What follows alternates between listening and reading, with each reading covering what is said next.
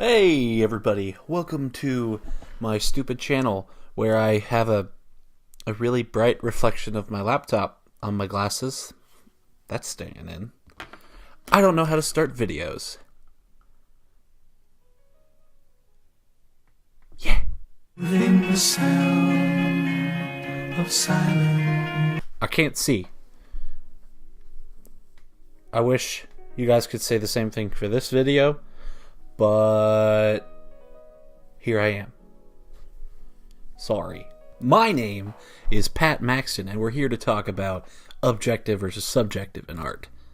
So, let's get right to it. You all have probably seen, anybody who cares about the subject matter has probably seen the debate that recently happened, well, recent in quotation marks, shall we say, the debate between Just Right and Mauler and Dishonored Wolf, although you could probably more accurately call it a discussion. It wasn't really a debate because certain members of the discussion don't listen. Unfortunately, I'm not much of an editor. Don't know what I'm doing. Could barely even get this microphone to work. So I'm not really going to be able to edit clips and stuff in here. So I'm just going to stick to just my personal interpretation of the video. If you want to go look it up, just look up Wolf, Mauler, Just Right debate or something along that lines. The whole thing's on the Dishonored Wolf's channel, so you can go look it up right now. I personally believe that there is such a thing as objectivity in art, and I would say that there's the same thing with any field of creativity, perhaps. For instance, the Mona Lisa is better painted than my 6-year-old nephew's drawing of a rhino. I don't have a 6-year-old nephew. I personally think that's kind of indisputable, and I think Wolf and Mauler would certainly agree with that based off of the discussion. They were quite polite and well-mannered, and in my personal opinion, they exposed their personal beliefs rather well and quite dignified. And like I said, I'm probably biased. I agree with them. But to me, the discussion was strange because they're clearly right. And I'm not just saying that as I suppose, it's so gross to say, I suppose, a fellow YouTuber. But I'm saying that as an artist, and I don't want to repeat everything that Wolf and Mauler said because, first of all, it didn't work in the first place, and I suppose it doesn't really have to work. It doesn't really matter what Just Right believes, but for the sake of this discussion, let's just say my goal is to change Just Right's mind, and how I will do that is by talking not about how, as a critic, you should have the distinction between objective and subjective, but as an artist, how the distinction between objective and subjective matters to your development, your future potential, and why exactly that belief generates stronger artists in the end. I'm an artist, actually.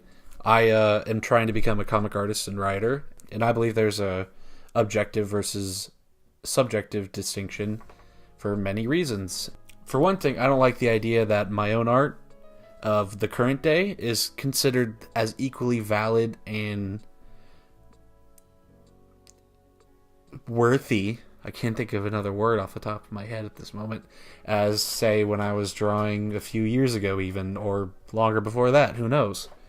It's just not a fair comparison to me because I'm more skilled now than I was then, and that's an objective thing. Like, I have the skills now to draw better. That's objective. They use this example a lot in the debate, and I'm going to have to run with it. But as a writer, Tommy Wiseau is not very good, so the room was insane because Tommy Wiseau is a crazy person. Give him 5 years of writing workshops and writing his own scripts again. His film 10 years from now is going to be better than The Room. Doesn't mean that the film in 10 years from now is going to be good, but it'll probably be better than The Room just because he's had more experience. That's an objective thing. You can't just write that off as a subjective experience. Like, I don't know how else to say it. Steven Spielberg is a better filmmaker now than when he made Jaws. Doesn't mean that any of his newer films are better than Jaws. in terms of enjoyment. Like, I'll watch Jaws in a second. You gotta convince me to watch, like, I don't know, A Bridge of Spies. Is that one? The BFG. Fantastic. Actually, that might not really be helping my point. It's really damaging to the spirit of an artist, because artists want to improve. And if you tell them that improving doesn't mean anything, because all that matters is an audience's personal, subjective critiques of whatever films they're watching, which is true to a certain extent. Don't get me wrong, he's got a point. But what audiences choose to spend their money on is completely different than how an artist feels about their own work. And artists aren't going to make work unless they feel good about it. And they're only going to feel good about it if they know that they're improving and getting better and can see that in their own stuff. I know for certain that the only way I got better as fast as I did or as slow as I did was depending on how confident I felt at the time in my own stuff. And when I was feeling really confident in my stuff, I didn't improve. And then when I got bashed at Comic-Cons, when I was getting reviews for my stuff, I was like, oh, I need to switch things up. And it got better. And if I just said, oh, well, that artist is just a subjective asshole and doesn't like my stuff, then I never would have improved. And that's a terrible thing.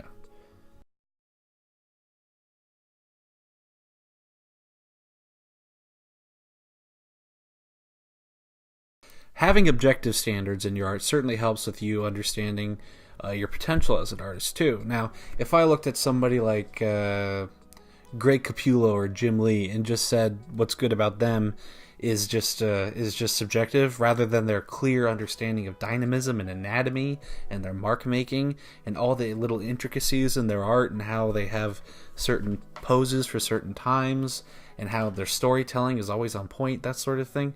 Those are all objective standards. And I wouldn't learn from them if I just said it was all subjective. And I want to learn from them because I want to be as good, if not better, than them. And that's the issue here, is that if I just say everything is subjective, then I don't have a clear goal. And if I don't have a clear goal, then I'm not going to work towards anything. And if I don't work towards anything, then I'm not going to accomplish anything. And that sucks. Like, why would I not want to accomplish anything? Like, you don't get into the NBA by wanting to be a third stringer. You want to get into the NBA by wanting to be LeBron James. And you don't have that if you just say, oh, LeBron James or Greg Capullo and Jim Lee are just subjective peons of the culture. Then you're never going to get anywhere. And I want to get somewhere. I haven't yet. Hire me, please. I'll make stupid YouTube videos and draw comics and talk about why lasers don't make sense in stories. I don't know what I'm talking about anymore. Point being that having standards for yourself and the world around you, objective metrics, will certainly help you have a stronger ledge to push off of and jump into the sky and soar like an eagle. So my final point being, you're more involved with your audience and your critics if you have objective standards than if you don't. For instance, I don't want to use The Last Jedi as an example because that's what they were talking about in the debate, but it's the first thing that comes to my mind to use this problem, which is that movie from a filmmaking perspective, objectively, it's pretty good. Well, first of all, everything's in focus. Good job, Ryan. Or the cinematographer, actually. I don't know if Ryan runs his own camera. But from a writing perspective, like script writing is an art form. Like, it's just, you could almost call it completely separate from the film. It's not. But you could make that argument and just judge a film entirely on the script. And I know there's a lot of critics who do that. I'm not going to do that, but just hear me out for a second.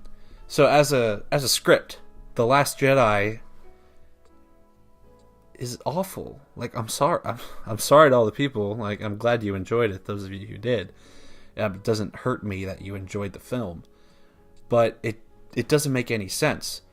There's so many problems and plot holes with it that are just so obvious. Like, I was watching the film with my buddy next to me in the theater, and we were just constantly looking over to each other like, what the hell's going on? And that was our first viewing. The film has immediate problems. This isn't something where you have to think about it later, like, oh, The Dark Knight, how did the Joker know to do all that? It's like, that doesn't stick out to you on a first viewing, sure. The Last Jedi, however, immediate plot holes like why don't the Imperial ships surround the Radis?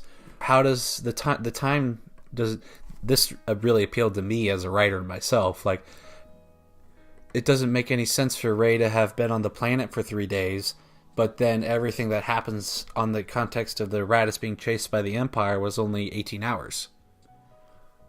What the fuck? And this would be immediately solved if Ryan had gotten his script edited. And maybe he did, I don't know, but if he did, he should, that person who edited it should be fired, should be something, because wow. Artists who have objective standards, or at least in general, I suppose, are more willing to go get their stuff reviewed and learn and improve from it because that's what they want to do. That's the whole point of having objective standards. Ryan and Just Right don't seem to me too interested, and this is just my opinion in this particular instance, and I don't know them personally, and I do not want to offer insult, but there's just no point in improving and learning from other people around you if you don't believe in objective standards. You might say that there is, but it just doesn't work that way with the people around you. You might have those two beliefs and they might conflict within you and it might work out. But overall, for the culture, I believe it's damaging. That's why we have people putting a pile of leaves seriously in an art museum and calling it art. Like, it's a pile of leaves. Where's the skill? You didn't do anything. You didn't make anything. But it's art. Because I say so. It's like, well, screw you, man. I don't care what you say.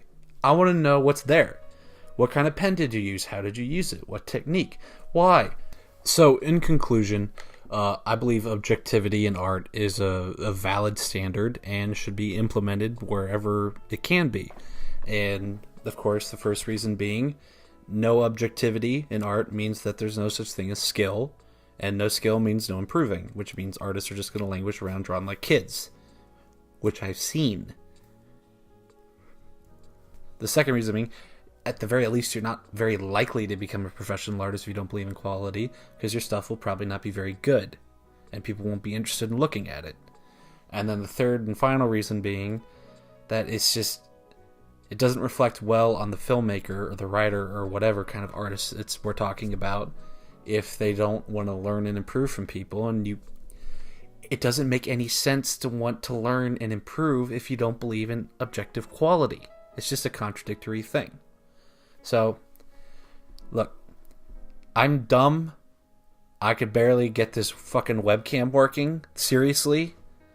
I don't know technology. I don't know what I'm fucking talking about. I'm an asshole. I didn't even write a script for this. This is just what I think. And here's the valid thing about postmodernism. All I have to do is say it's just my opinion, and nobody can tell me I'm wrong. To be clear, I don't dislike Just Right. I like his channel just fine. I'm an avid viewer. I just don't agree with him in this particular instance. EFAPs are great. Those who know what I'm talking about. Yeah, EFAP. Every frame of pause, just to be clear. I'm not a pervert.